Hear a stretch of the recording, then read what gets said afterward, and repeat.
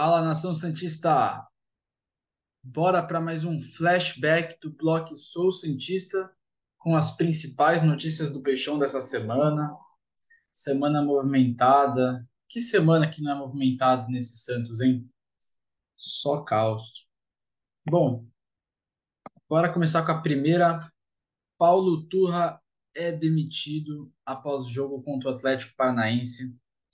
Uma passagem que durou menos de um mês, apenas 7 jogos. Paulo Turra deixa após empate com os reservas do Atlético Paranaense, em que o Santos começou perdendo e foi buscar o empate só no segundo tempo. O time foi deixado por ele na zona de rebaixamento e Paulo Turra conseguiu o feito de ter o pior aproveitamento do século XXI, aproveitamento de 28%, com uma vitória em 7 jogos, 3 empates e 3 derrotas.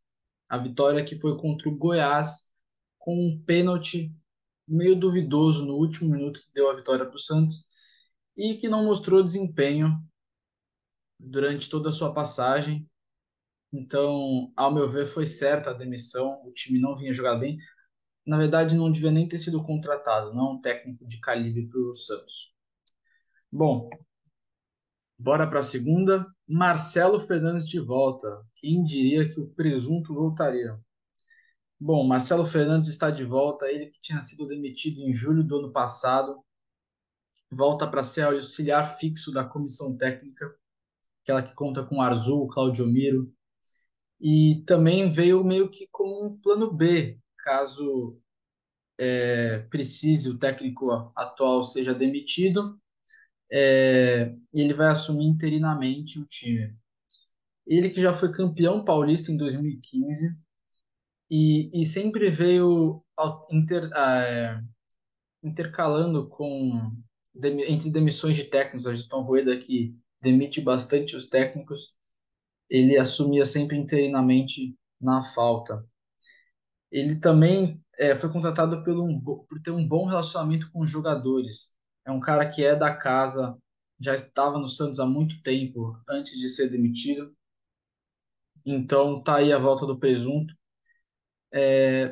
Não sei opinar direito sobre essa, ainda estou meio indeciso se gostei ou não, porque não é um cara com muita qualidade falando em termos técnicos, assim, para ser treinador ou para participar, mas ao mesmo tempo acho que agrega no vestiário, um vestiário que está emocionalmente muito frágil. Seria bom ter um cara que fala a linguagem dos jogadores, então vamos esperar para ver o que vai acontecer, mas independente, ele está de volta. E eu não falei o nome do técnico que poderia dar errado, porque tá aí. Santos anuncia Diego Aguirre, técnico uruguaio, que venha com um contrato até o final de 2024.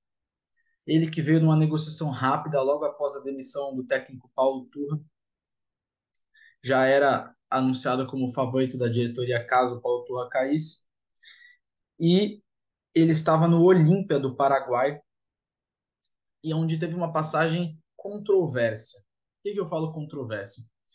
O Diego Aguirre, ele conseguiu a proeza da segunda melhor campanha na Copa Libertadores deste ano, mas ao mesmo tempo estava com o time na parte de baixo da tabela, quase na zona de rebaixamento. Então, porque estava também usando muito o time misto. E sua saída também, algo que poucos eu vi falarem, se deu muito por conta da queda de desempenho após uma premiação que a diretoria do Olímpia havia prometido caso houvesse uma boa campanha na Libertadores. Ele conseguiu a segunda melhor, então eles não conseguiram alcançar o valor prometido e nisso causou um pouco de revolta nos jogadores que fizeram ter uma queda de desempenho e isso culminou na saída do técnico. Claro, isso não é certeza absoluta, mas eu vi alguns noticiando esse fato. O técnico que tem passagens por Inter, Atlético Mineiro e São Paulo aqui no futebol brasileiro. E curiosidade, ele era o técnico do Penharol que enfrentamos na final de 2011, aquela final vencida por nós por 2-0, o Tri da Liberta. Ele era o técnico do outro lado e estreia amanhã contra o Fortaleza Após uma semana de treino, ele já vai se estrear pela 19ª rodada do Campeonato Brasileiro. E eu desejo toda a sorte para o Taiko Agui. Considero uma escolha melhor que Paulo Torre ou Daí Helmo. Não sei se é o meu técnico favorito para o momento, mas quem conseguir salvar o Santos do rebaixamento, para mim, tem que fazer estátua já, brincadeira. Mas vai ser um feito muito importante para a gente, então toda a sorte do mundo para o professor Agui. Também temos uma boa notícia para o time, Soteldo reintegrado. O jogador Soteldo foi reintegrado após ter sido afastado na passagem de Paulo Turra após o jogo contra o Blooming e foi principalmente afastado por Paulo Roberto Falcão. Após a saída do Falcão, o Soteldo ganhou muita força para voltar, até porque ele era um dos principais defensores dele continuar afastado. É uma história muito controversa. O Paulo Turra recentemente falou que ele não tinha nenhum atrito com o Soteldo, o Falcão dizia que tinha, então esses bastidores ainda estão meio confusos, mas independente, ele foi reintegrado. O Soteldo, que chegou a ser utilizado como moeda de troca na negociação por Diego Pituca, que já tem pré-contrato firmado com o Santos para chegar em 2024, mas o time japonês não quis por conta do histórico do jogador e dos maus comportamentos. E também tinha sido listado na janela de transferências para vender, mas não chegou nenhuma proposta que agradasse a diretoria. Então, preferiram manter no time. Estava afastado e agora volta. E o técnico Diego Aguirre conta com o Soteldo para ser um dos pilares do time. Ele comentou que vê o Soteldo como um segundo atacante, o técnico que gosta muito do 4-4-2, com poucas obrigações defensivas, deixando-o mais livre. Bora para a próxima. Bruno Marques e Natan emprestados.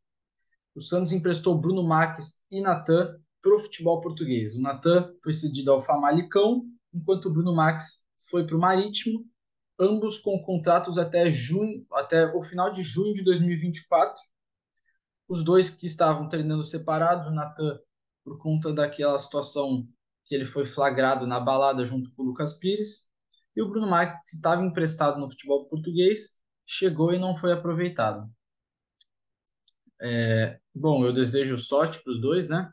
Acredito que realmente os dois não estavam a nível do Santos, então acho que foi a decisão correta em emprestá-los. Próxima notícia: David Washington vendido.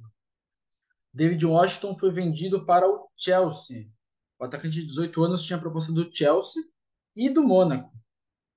O Santos já estava tudo certo para vender para o Chelsea. O Mônaco igualou a proposta no último dia que ele tinha para fazer isso. O Santos, que quando comprou o Jean Lucas, firmou esse contrato essa notificação com o Mônaco de notificá-lo assim que soubesse de uma proposta para o David. O Mônaco foi notificado, igualou a proposta, mas aí o David escolheu o Chelsea.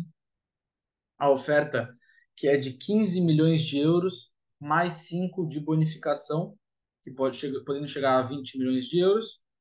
E ele, que provavelmente não vai jogar no Chelsea, né? Ele provavelmente será emprestado ao Strasbourg, time da França em que o Chelsea é dono, onde também está o ex-jogador do Santos, o Ângelo. Então formarão essa dupla aí no Strasbourg. Galo no peixe. Sim, eu fiz esse trocadilho, mas o Galo não tem nada a ver com o Atlético Mineiro, é o Alexandre Galo. Alexandre Galo está de volta.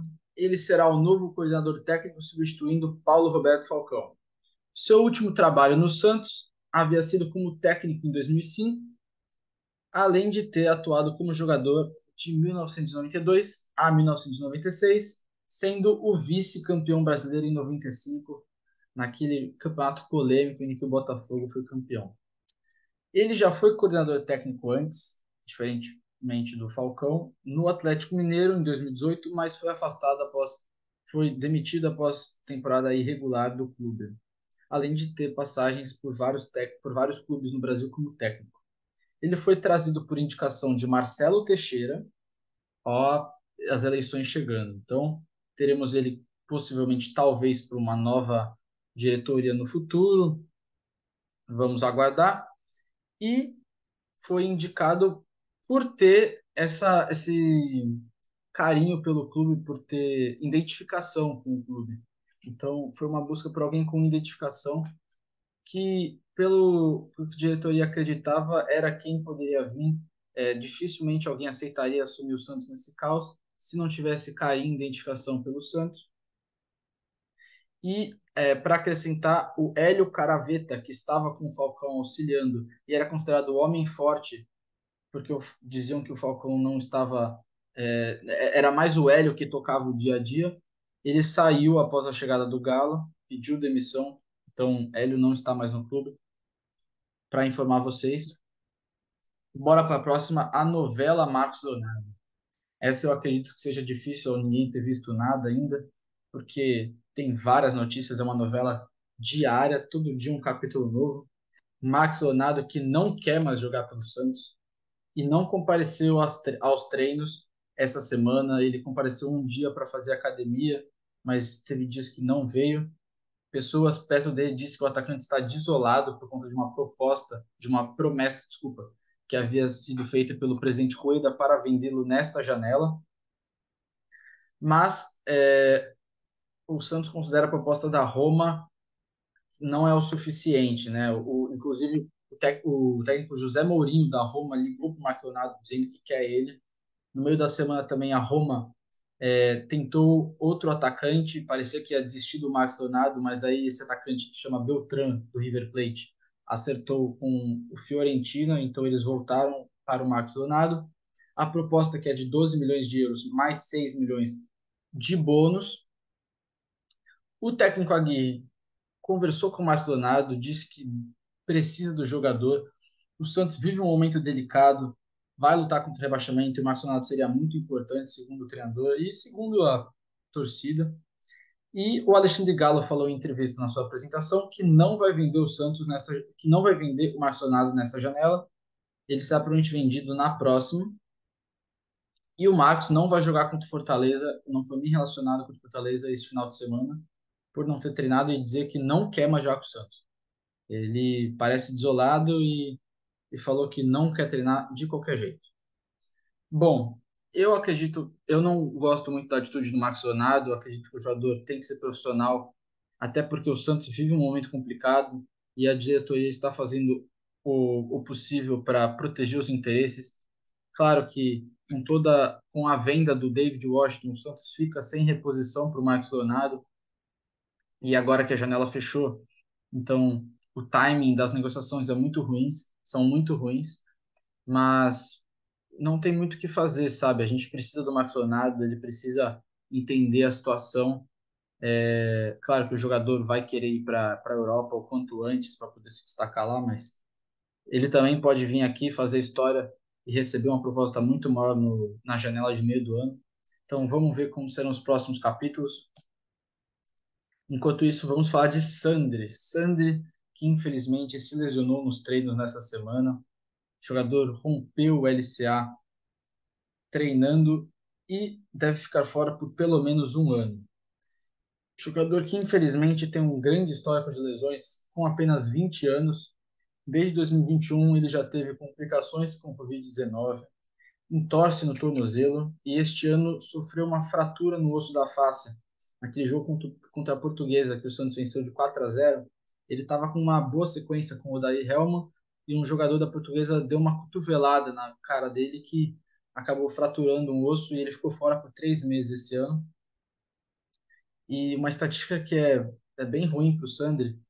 O Santos, no período, desde que ele começou a se lesionar bastante, desde 2021, já fez mais de 100 jogos oficiais sem que ele sequer tenha sido relacionado, porque estava fora, lesionado. Então, é um jogador que se lesiona bastante.